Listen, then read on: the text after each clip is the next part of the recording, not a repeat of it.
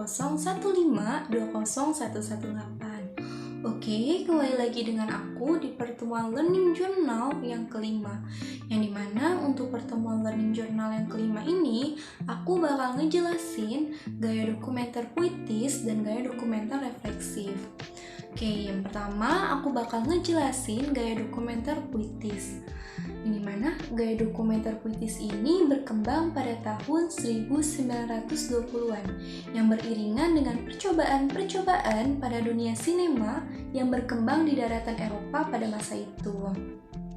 Nah, model puitis ini dimulai bersamaan dengan modernisme sebagai cara untuk mewakili realitas dalam hal serangkaian fragmen, koheren, dan asosiasi yang longgar. Gaya dokumenter ini lebih menggunakan editing yang berkesinambungan yang mengutamakan pada asosiasi atau ritme ketimbang keutuhan cerita yang didasarkan pada suatu karakter. Nah, untuk jenis dokumenter puitis ini menyajikan kemungkinan-kemungkinan baru dalam hal menyampaikan informasi, argumen, atau sudut pandang. Nah, untuk gaya dokumenter puitis ini, suasana, mood, dan ritme editing lebih berperan penting dibandingkan logis tidaknya suatu adegan.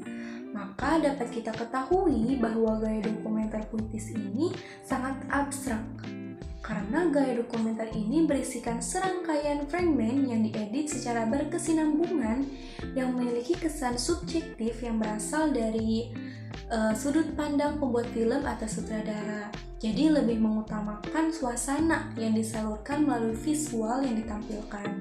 Nah, saya kan telah menjelaskan gaya dokumenter puitis. Nah, yang kedua bakal menjelasin gaya dokumenter refleksif. Untuk gaya dokumenter refleksif ini merupakan dokumenter yang membuat filmnya mengundang dan menyampaikan apa yang ingin disampaikan oleh teman-teman.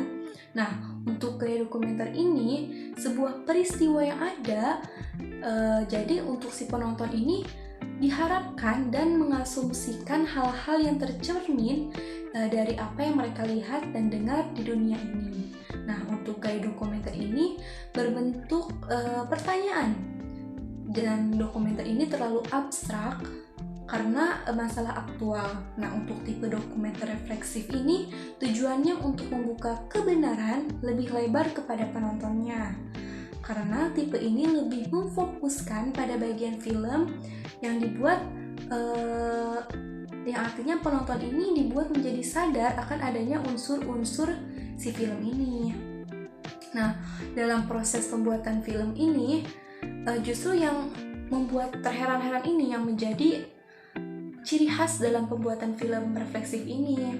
Nah, karena perancangnya ini memiliki peran yang diinginkan disampaikan melalui visual dan pembukaan kebenaran. Jadi seperti itu teman-teman.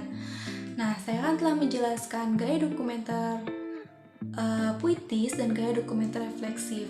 Nah, kita akan bertemu di film dokumenter selanjutnya atau learning journal yang selanjutnya. Dadah!